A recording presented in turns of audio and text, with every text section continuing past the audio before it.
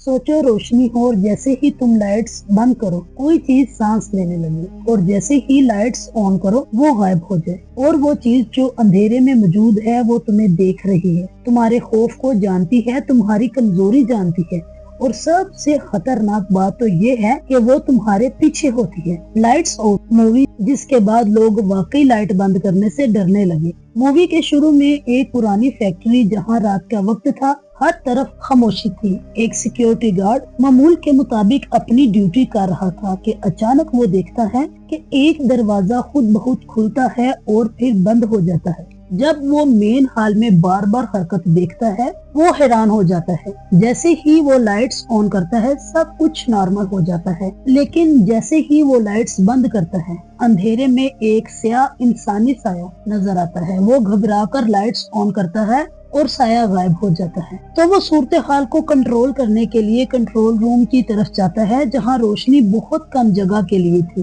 वो control room में दाखिल होकर लाइट्स बंद कर देता है ये सोचकर कि बाहर की लाइट्स ऑन होगी, लेकिन असल में दोनों लाइट्स चंद सेकंड्स के लिए बंद हो जाती है और तभी अंधेरे में वो चीज इस पर हमला कर देती है, वो इसे खत्म कर देती है। फिर हम देखते हैं कि मार्टिन जो कि अपनी माँ सोफी के साथ रहता था, एक रात वो महसूस करता है कि लाइट बंद होते ही कमरे में कोई और भी मौजूद होता है। मार्टिन देखता है कि अंधेरे में एक औरत जैसी चीज कमरे में खड़ी है। जैसे ही लाइट ऑन करता है सब गायब हो जाता है। मार्टिन डर जाता है। वो ये बात अपनी माँ को बताता है मगर वो इसे तसल्ली देते हुए कहती है कि वो तुम्हें नुकसान नहीं पहुँचाएगी। लेकिन जैसे ही मार्टिन अपने बिस्तर पर जाता है इसे सोफी के पीछे साए में फिर वही चीज नजर आती है। वो खौफजदा होकर खुद को अपने बेडरूम में बंद कर लेता है। मार्टिन खौफ की वजह से, रात नींद ना पूरी होने की वजह से स्कूल में परेशान रहता है और इसी वजह से स्कूल इंतजामिया इसकी बहन रेबेका को बुलाते हैं। रेबेका जो कि सोफी से दूर रहती है क्योंकि वो सोफी को ज़हनी मरीजा समझती है। रेबेका बचपन से देखती आई है कि इसकी माँ अंधेरे से बातें करती है।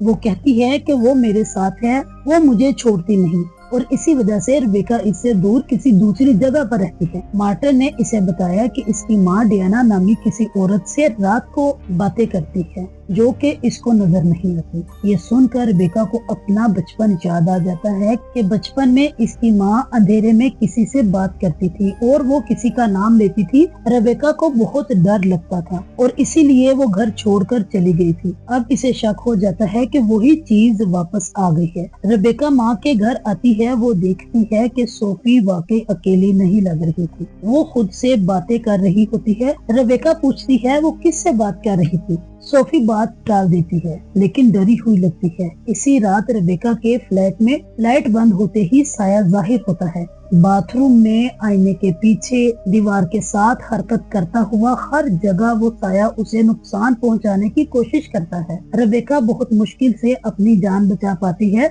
ये पहला मौका था जब डियाना बराह रास्त रेबेका पर हमला करती है। अगली सुबह रेबेका को बचपन की बात पूरी तरह से याद आ जाती है। इसे याद आता है कि इसकी माँ एक नाम लेती थी डियाना का।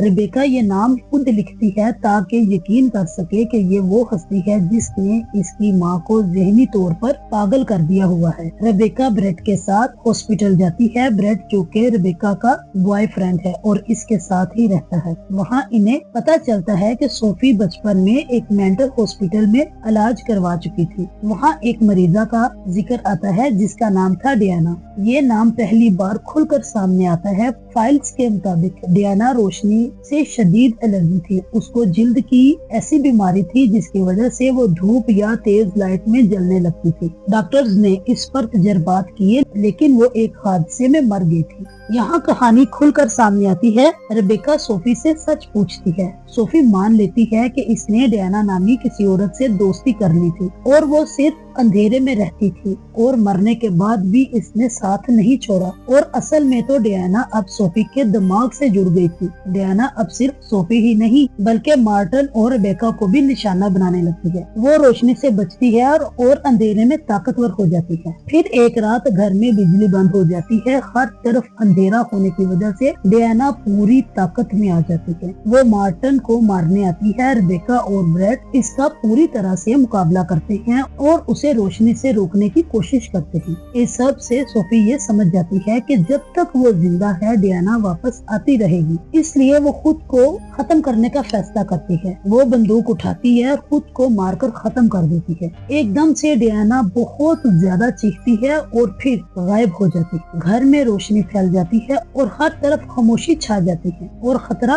खत्म हो जाता है। रेबेका और मार्टिन बच जाते हैं। इस मूवी में रियल लाइफ डिप्रेशन और मेंटल कमजोरी को बहुत अच्छी तरह से फिल्माया गया है। इस मूवी की story line typical horror movie से बिल्कुल मुख्तलिफ थी और यही वजह थी कि लोगों ने इस मूवी को इतना ज्यादा पसंद किया कि ओनली $4.9 मिलियन में बनने वाली इस मूवी ने $148.9 मिलियन का जबरदस्त बिजनेस किया। आपको ये मूवी कैसी लगी और कौन सा सीन सबसे ज्यादा हॉरर था? अपनी राय का इजहार नीचे कमेंट बॉक्स में जरूर कीजिएगा और अगर आप सिनिस्टर मूवी को देखना चाहते हैं तो वो वीडियो मेरे चैनल पर पहले से मौजूद है, देखना मत भूलिएगा। हमारे चैनल को सब्सक्राइब करना, शेयर करना, लाइक करना ना भूलिएगा। ये आपकी तरफ से वो मोहब्बत है जो हमें आगे बढ़ने का मौका देती है। मिलते हैं अपनी अगली वीडियो में। Good bye.